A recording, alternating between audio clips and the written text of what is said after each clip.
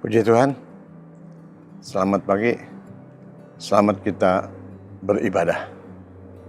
Mari tundukkan kepala, kita berdoa dulu untuk sebentar kita masuk dalam ibadah yang diberkati Tuhan.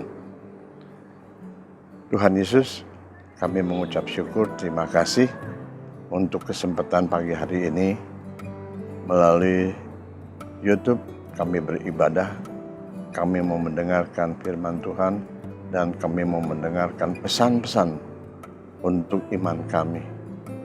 Mempersiapkan diri sebagai gereja Tuhan yang disempurnakan. Terima kasih Tuhan pimpin dan Tuhan berkati dari awal sampai pada akhirnya. Dalam nama Tuhan Yesus, kami berdoa. Amin. Kita dengarkan dulu pujian yang dibawakan. Ya, sambil saudara bisa bergumam atau bisa ikuti nyanyi. Puji Tuhan.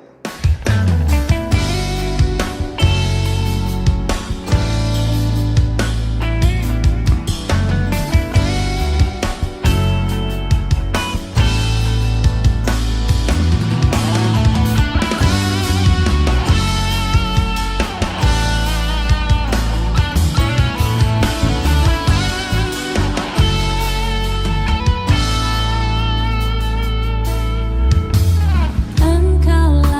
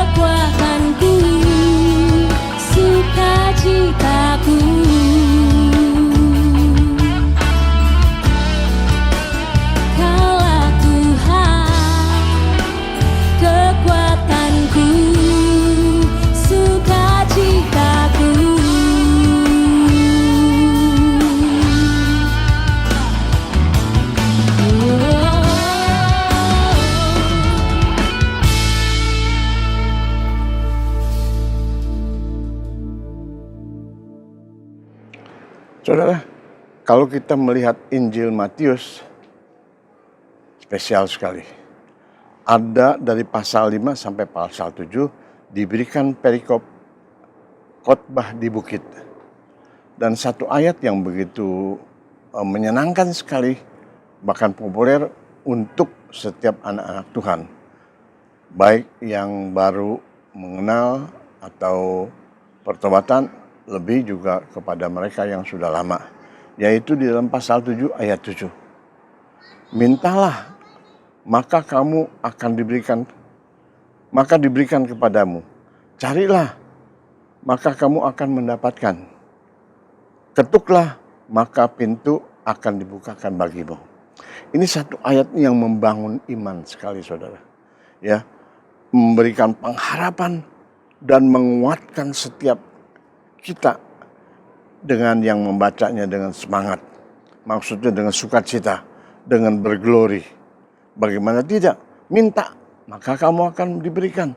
Cari, maka kamu akan mendapatkan. Ketuk dan pintu akan dibukakan. Saudara, hayati ayat ini. Begitu menyenangkan, begitu memuaskan, dan memberikan kepada kita pengharapan yang kuat. Puji nama Tuhan. Dan selanjutnya saudara, di dalam Matius pasal 24 dan 28 ada juga satu perikop. Jadi tadi pembukaannya adalah khotbah di bukit. Nah, di sini dalam pasal 24-25 ada lagi satu perikopnya, yaitu khotbah tentang akhir zaman. Khotbah tentang akhir zaman. Kita perhatikan saudara ayat yang menjadi perhatian kita. Kita buka di dalam pasal 24 ayat 1 dan 2. Setelah itu Yesus keluar dari bait Allah lalu pergi, maka datanglah murid-muridnya dan menunjuk kepada bangunan bait Allah. Ia berkata kepada mereka, "Kamu melihat semua itu? Aku berkata kepadamu, sesungguhnya tidak satu bata pun di sini akan dibiarkan terletak di atas batu yang lain. Semuanya akan diruntuhkan." Jadi tidak ada batu yang nyusun. Di dalam ayat yang kedua, pasal 24, ayat kedua, semuanya itu sudah digenapi, saudara. Sudah terjadi, sudah digenapi. Karena pada tahun 70 sesudah Masehi, Jenderal Titus menyerbu Yerusalem dan memporak-porandakan bait Allah. Dan karena bait Allah itu terbuat banyak perabot-perabotnya yang dibuat dari emas. Bahkan dindingnya, tiangnya, banyak emasnya. Itu sebabnya para penjara datang menyerbu, membongkar semuanya untuk mengambilkan emas yang ada di sana. Tergenapkan apa yang Tuhan Yesus sampaikan. Tidak ada satu bata pun yang tertumpuk di atasnya.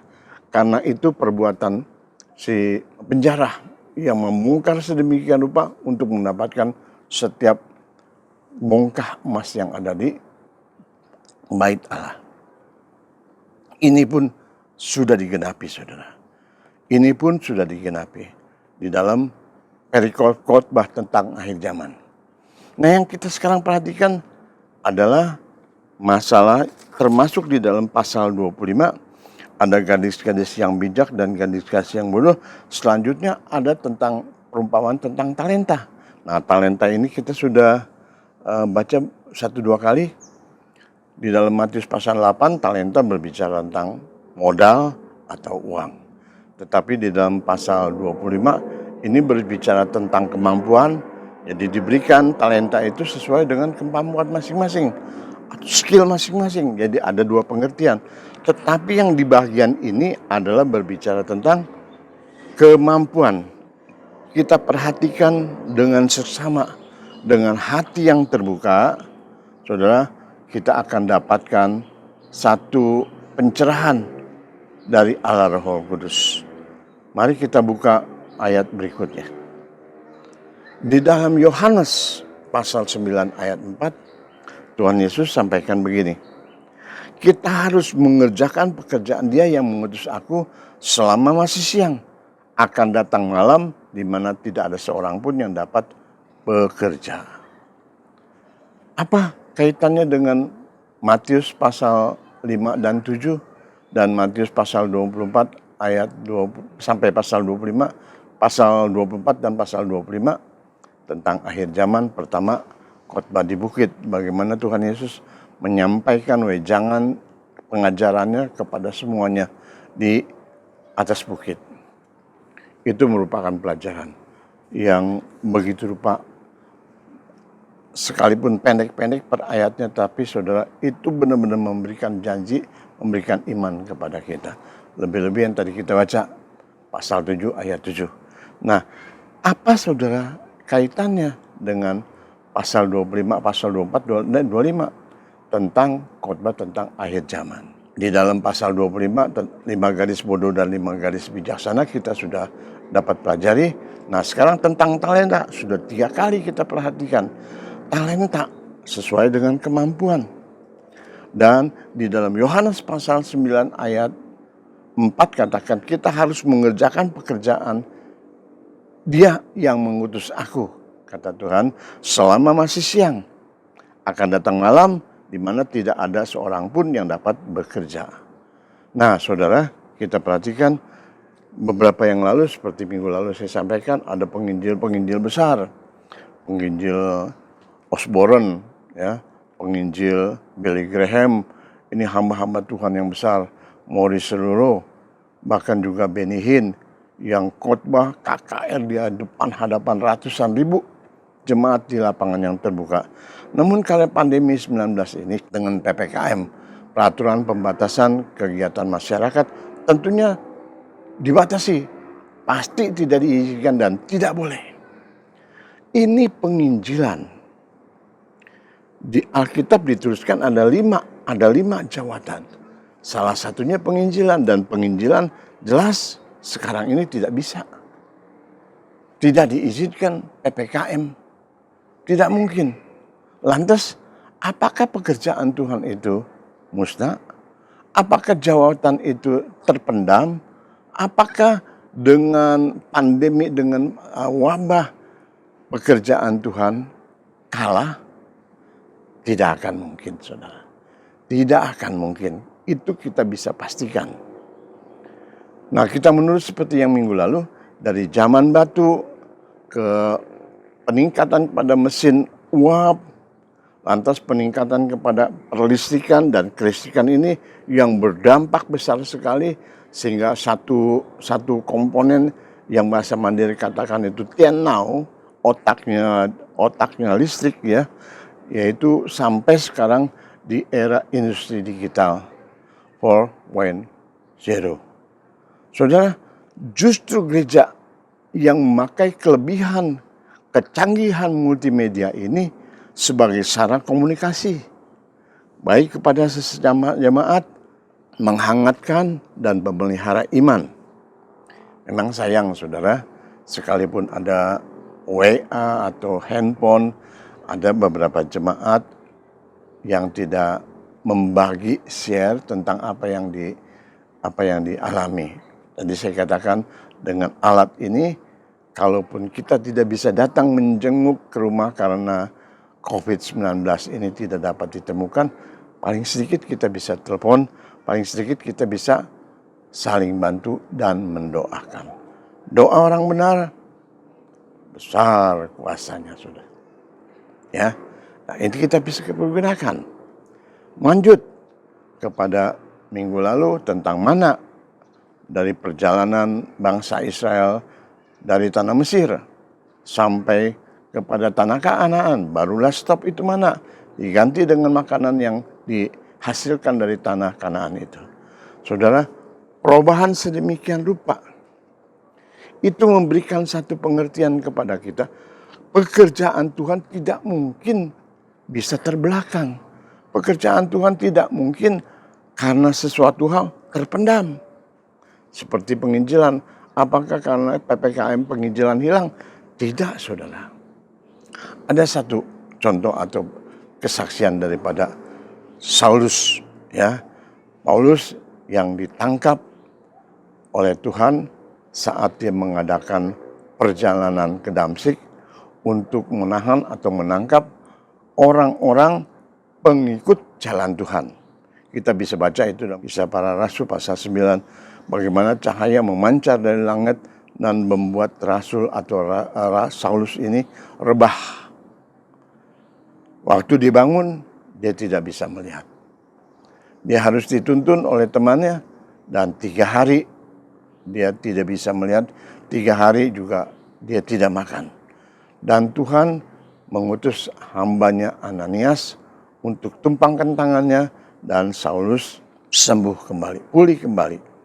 Nah, waktu Saulus ini rebah, ada suara terdengar dari langit yang tidak terlihat siapa yang bicara, katakan, Saulus, mengapa engkau menganiaya aku? Saulus takut karena dia merasakan suara dari atas. Tidak terlihat siapa yang berbicara, tapi suara dari atas. Teman-temannya pun sedemikian rupa. Tahu kalau itu suara terdengar, tetapi tidak ada yang bicara, orang yang berkata, dan suara itu dari atas. Sehingga dia berkata, siapakah engkau Tuhan? Ini yang bagian dialog yang terpotong, tidak tahu kenapa di Alkitab kita tidak dicetak, tetapi ada Alkitab yang lain, dialog yang hilang itu ditunjukkan. Begini katakan, setelah Saulus bertanya, siapakah engkau Tuhan? Suara itu selanjutnya berkata, akulah Yesus yang engkau aniaya. Bagaimana rupa saudara? Dia berusaha untuk membela Tuhannya, membela agamanya, dengan berbuat sedemikian rupa geram mendengar ada pelajaran baru tentang Injil, kabar keselamatan itu.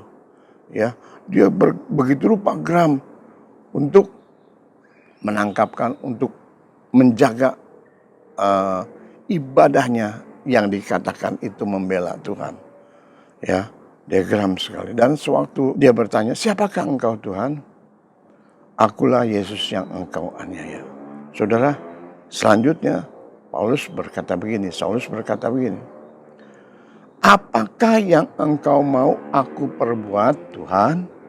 Wah saudara, ini satu perkataan yang cukup berat. Harus bertanggung jawab. Apakah yang engkau ingin aku lakukan Tuhan? Jadi satu pertanyaan yang mempunyai tanggung jawab untuk melaksanakannya, melakukannya. Betul saudara. Paulus komitmen. Dan kita tahu ya, dia melewati berbagai macam rintangan, halangan, aniaya waktu dia pergi melakukan apa yang Tuhan perintahkan. Dari kebiasaan lama dia pikir dia harus membelanya. Tetapi suara itu berbeda. Paulus diutus. Dan sementara dia pergi melakukan komit dengan apa yang dia katakan tadi. Apakah yang engkau mau aku perbuat Tuhan? Aniaya sedemikian rupa tidak memutuskan atau memadamkan semangat daripada Paulus ini. Dia terus menginjil, dia terus melakukan apa yang harus dikerjakan sesuai dengan perintah Tuhan. Paulus bisa memahami ada sesuatu yang baru, tetapi ini besar. Ada sesuatu yang baru, tetapi ini kebenaran. Jadi dia tinggalkan apa keyakinan lamanya, pikirannya. Ya, selama ini dia pikir dengan agama yang selama ini dia dapatkan, itulah yang harus dia bela, harus lakukan apa sesuatu. Tetapi sewaktu ada suara dari atas yang tadi kita baca, dia mengerti ada sesuatu yang baru, ada sesuatu yang besar, dan dia berubah, dia bisa berinovasi. Saudara, ini yang saya mau tekankan, baik dari zaman batu sampai pada zaman mesin tenaga uap, sampai kepada perlistrikan saudara, dari zaman pindah ke zaman, sampai kepada zaman X ini, di mana industri digital begitu rupa menjadi bagian yang terpenting. Jangan merasa alergi saudara. beberapa waktu yang lalu saya ikutin seminar, Zoom seminar, ada pertanyaan. Bukankah apa yang sekarang sedang terjadi sedemikian rupa itu pertanda daripada kuasa antikris akan menguasai bumi ini, menguasai kehidupan manusia ini, dan selanjutnya yang dikatakan kaitannya tentunya berkaitan dengan 666. Saudara, mungkin bisa terjadi di akhirnya nantinya. Tetapi saudara, pasti ada jalan keluarnya. Jangan aliri dulu dengan komputer, jangan aliri dulu dengan multimedia ini. Kecanggihannya itu justru kita pergunakan. Justru gereja memakai kelebihannya itu untuk apa? Kita bisa lakukan penginjilan. EPKM tidak mungkin kita bisa datang mengadakan kebaktian penuh. Tetapi melalui Zoom, melalui lain-lainnya saudara, kita bisa lakukan. Kan dulu kita tahu, Telegram begitu sulit sekali. Tek. Apalagi itu biaya tidak murah untuk mendapatkan perangkat itu. Nah sekarang saudara, kita bisa dengan handphone, kita bisa sampaikan suara, kita bisa tunjukkan gambar, yaitu dengan WA. Jadi komunikasi untuk sesama, memelihara iman, dan video call itu rapat, bahkan sampai kepada rapat majelis daerah, majelis pusat pun bisa melalui Zoom ini. Ini pekerjaan yang ada di gereja. Saudara, mari Bapak Ibu, saudara sekalian, yang melek dengan teknologi yang mutakhir ini, bahkan kepada anak-anak sekolah minggu yang 10 atau 15 tahun yang lalu, kini sudah berangkat, sudah tumbuh kepada kedewasaan, dan sudah sekolah, ada yang kuliah. Jadi marilah, bukan hanya orang tua, bukan hanya pendeta, bukan hanya gembala yang bisa melakukan pekerjaan Tuhan. Mungkin dulu ada yang berkata, aku tidak bisa menyanyi, aku nggak bisa fasih bicara untuk bersaksi, atau doa saya itu saya nggak bisa doa baik. Saudara, perhatikan, dengan kita tidak merasa alergi dengan teknologi digital yang canggih ini saudara, dan yang lainnya itu kita bisa pergunakan untuk kemuliaan Tuhan. Nah sekarang bukan hanya kepada orang tua, bukan hanya kepada gembala, bukan hanya pada pendeta ya yang bisa lakukan itu. Saya katakan sekali lagi, semua kita yang sudah melek teknologi mutakhir ini paling sedikit mengertilah kita pakai. Dan anak-anak sekolah minggu yang 10-15 tahun, 15 tahun yang lalu, yang sekarang sudah beranjak kepada dewasa, yang SMA, yang sudah kuliah, mari saudara, kita semua bisa sekarang untuk melakukan sesuatu demi kemuliaan Tuhan. Amin. Demi kemuliaan Tuhan, banyak macam, banyak jalan untuk kita memuliakan Tuhan. Ya, saya ingat ada Angel, saya ingat ada Jerry, ada Emi, ada Yera, ya, ada Dennis, ada Michael, ada Vincent, ada Andri. Nah ini semuanya dulu anak-anak sekolah minggu yang sekarang sudah meningkat pada kedewasaan dan mengerti soal teknologi digital ini saudara. Mari, bukan hanya game saja yang saudara bisa lakukan mahir, tetapi kita pakai teknologi ini untuk kita mengambil alih. Kita masuk dalam pekerjaan yang mulia ini, yaitu memuliakan nama Tuhan. Jadi pekerjaan Tuhan, PPKM tidak mungkin mengadakan KKR, bahkan gereja sekarang diizinkan untuk kapasitasnya cuma 25% dari kapasitas jemaat atau bangku. Tidak bisa berlaku banyak. Apakah pekerjaan Tuhan terpendam? Apakah penginjilan yang ada di dalam 5 jabatan ini harus dihapus? Tidak. Tuhan selalu bekerja dan ada di depan. Dia bisa memberi kembali kepada talenta. Ada yang diberi 5 talenta, ada yang diberi 2 talenta, ada yang diberi 1. Tergantung kesanggupan, tergantung kemauan, tergantung bagaimana saudara memakainya. Kita bisa lakukan semuanya itu. Kita bisa kerjakan semuanya itu. Saya tahu saudara bisa, saudara mampu. Tuhan berkati. Haleluya. Puji Tuhan. Kita tundukkan kepala. Tuhan Yesus, terima kasih. Kesempatan ini biar akhirnya Tuhan Allah Roh Kudus menyapa setiap pendengar anak-anak-Mu. Tuang muda, besar, kecil. Sama mereka, jangkau hati mereka. Ubahkan pikiran bahwa kami semuanya dapat memuliakan nama-Mu. Sehingga kami bukan hanya berdoa dan meminta kepadamu, tetapi kami berdoa, lengkapi kami. Seperti Paulus katakan, Tuhan, apa yang Engkau ingin aku lakukan? Ini Tuhan, keberadaan kami. Pakailah kami sekalian. Biar kami dapat memuliakan nama-Mu. Biar kami sekalian masuk dalam gereja-Mu yang disempurnakan. Terima kasih Tuhan Yesus. Terima kasih. Di dalam berkat nama Tuhan Yesus, kami berdoa dan mengucap syukur. Amin. Puji nama Tuhan. Mari kita akhiri ibadah kita pada pagi hari. Kita tunduk kepala, kita berdoa. Allah damai sejahtera menguduskan kamu sekalian di dalam seluruh kehidupanmu, sehingga roh, jiwa, dan tubuhmu terpelihara sempurna dengan tidak bercacat pada kedatangannya yang kedua. Terima kasih Tuhan Yesus. Terima kasih. Saudara sekalian, marilah. Terimalah berkat dari Allah Bapa di surga. Kasih sayang di dalam Yesus Kristus Tuhan dan Juru Selamat kita, beserta kekuatan kuasa Roh Kudusnya, menyertai kita sekarang dan sampai selama-lamanya. Haleluya. Amin.